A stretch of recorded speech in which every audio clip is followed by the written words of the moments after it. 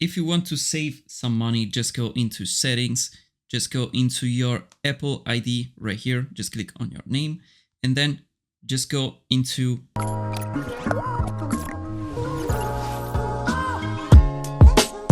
Hey, what's up? It's always me, Johnny, and welcome to my new video. Today, I'm gonna show you some hidden feature and some tips and tricks to unlock the real power of your iPhone and to improve also your experience with your phone. Most of these features are just features that you're gonna use pretty much every day because I have some very useful tip for you. Let's start with a banger. Stop search anything like going into the app library and search for an app, or maybe go into Google and search for anything. Just use your Spotlight search. For example, if you have to do a conversion, like if I want to convert euro to dollar, or if I want to know the conversion rate from dollar to euros, just press 1 and then hit the dollar sign. We're gonna see that the actual conversion, it is $1 equal 0.94 euros.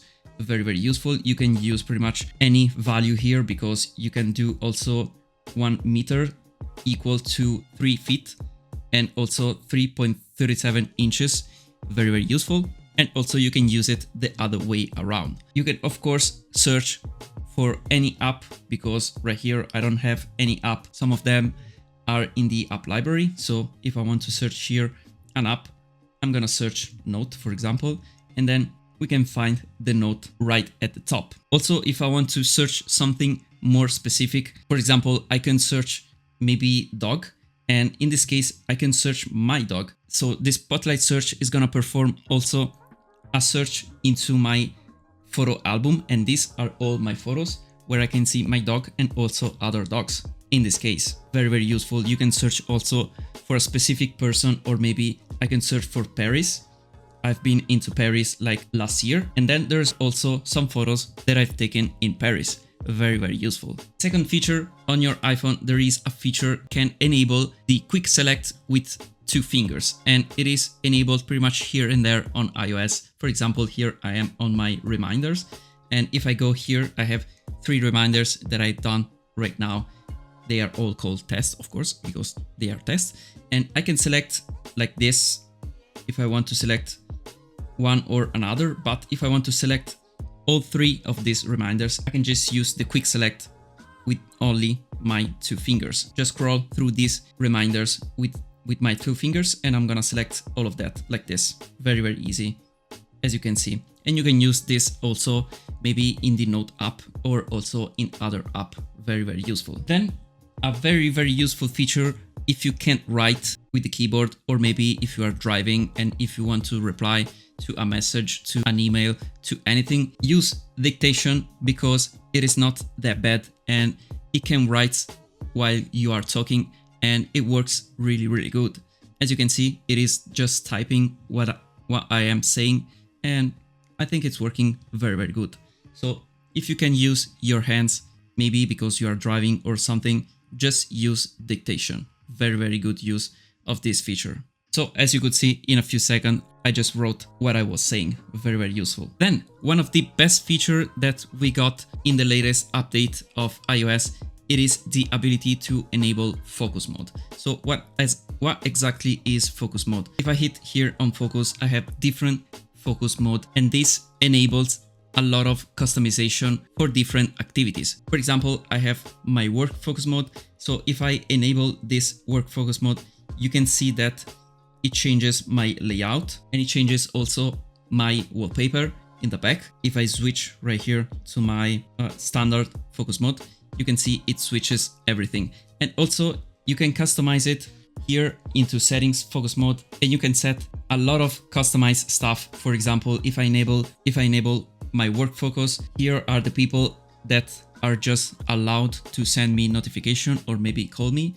These are the apps that can send me notification, and these are just my layout for the focus mode. So I have different wallpaper, different app layout, as you can see right here, and I have a different watch faces. Yes, because you can also customize your watch face while you enable any focus mode. You can also enable it by smart activation. So if you enable this, it will be based on your habits. So maybe if you go into a place it can activate automatically, or maybe you can activate just by schedule, like I did right here. Then you can add focus filter. For example, I have enabled only my Gmail calendar right here, so I will not receive any other mail in my work focus mode.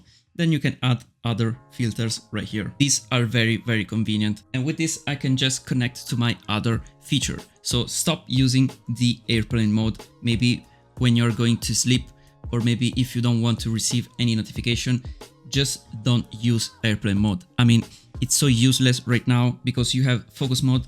And in fact, I have my sleep focus mode that enables just few people that can send me messages, or maybe that can call me, and I have blocked pretty much any other notification. This is because if you need something, because if you receive some emergency call, this mode will allow the call from the emergency contact to call you, because I mean, you never know. But in the same time, you will not receive any useless notification while you are sleeping, in my case. Or maybe same stuff if you do this for the focus, for the work focus mode, or any other focus mode. So stop using the airplane mode because, I mean, it's such a useless feature. Then, as you can see right here, I have a random layout. Every time you install an app, you will see it also on the home screen. So just don't leave the app there. Just make sure to hold on the app and just click on remove app, but don't do the delete app, that will uninstall the app. Just do remove from home screen, because you will find every app that you have here on the app library. And you can also do a search like this for name, for example, or maybe you can also by name here on the search bar. So don't leave any useless app on the home screen, because it will be only a mix of stuff, and also it will be a mess on your home screen. And remember that you can always use your Spotlight search to search anything or any app that you want. Then let's talk about multitasking. So if you are doing maybe some work here on the focus settings, like I was doing before, but I want to go back into my Note app. So I do like this, right? Into the multitasking window mode here, and then I select my other application where I want to go. There is a faster way to do this, and use this little white bar here down below to switch from an app to another. Just simply swipe on this white bar down below. So if I swipe like this, I can switch very, very easily and much faster from an app to another. Very, very useful. So as you can see, it's very fast because iOS is very optimized for this kind of animation and function. So make sure to use this little icon right here, because it will make your life faster and easier, of course. Fun fact or bonus, as you wish, if you pull down this white bar right here, it will go into one-handed mode. So your phone will be converted to one-handed. And as you can see, if I tap on the black screen on the top, it goes back to normal. Or maybe if you use it like this and then you leave it for some time, it will just go back to normal mode. Very useful if you are just typing something with one hand. It's very, and if you have an iPhone Pro Max like I do, you can reach the top of your phone screen like this. Just go into one-handed mode and then just do like this. Very, very easy. This was just a bonus tip, but use it if necessary. So as you can see, by doing this, we can switch from an app to another. And this is one of the main strengths of iPhone and iOS, because as I said, iOS is very, very optimized for the iPhone, because Apple do care a lot about this fast system. By saying that, we're going to the next point. And so the next tip that I can give you is to do not close or force close any app in the background, because I have a lot of apps here in the background, but I don't want to close them, just because, as I said, iOS, it is optimized for this. Apps in the background are not a bad thing, because iOS, it is optimized for that, as I said. And I saw a lot of people coming, especially from Android world, that closes app in the background like there is no tomorrow. So in iOS, it is different. Just leave it there. If you close an app, you will just waste memory and battery life, because the next time you will open again the app, the iPhone will have to reload the app and it will use more memory and more battery life. So just leave them. in the background because they will not slow down the phone. As I said, the iPhone and iOS are just perfectly matched together, and they can handle every app in the background because it will not waste any memory and it will not slow down your phone. So just leave it there. iPhone is very capable of handle any background app. Don't worry about that. Then if you want to save some money, just go into settings, just go into your Apple ID right here, just click on your name, and then just go into subscriptions, and here you will find all your subscription all together, and then you can decide if you want to deactivate or just if you want to see how many subscriptions you have active. So you can decide everything here in this subscription menu. Very useful from Apple. Last feature that I can show you, it is using your spacebar on the keyboard like a touch bar. So if you are in a message like this, I am in a note in this case, just use your spacebar. Just use your spacebar as a touchpad. Just hold on the spacebar button and then you can move around your cursor like it is a touchpad. Very useful if you want to move from a word to another, and it is very precise. If you did spell something wrong, in a very few seconds you will move from a word to another. Very useful in my opinion. If you are writing a very long note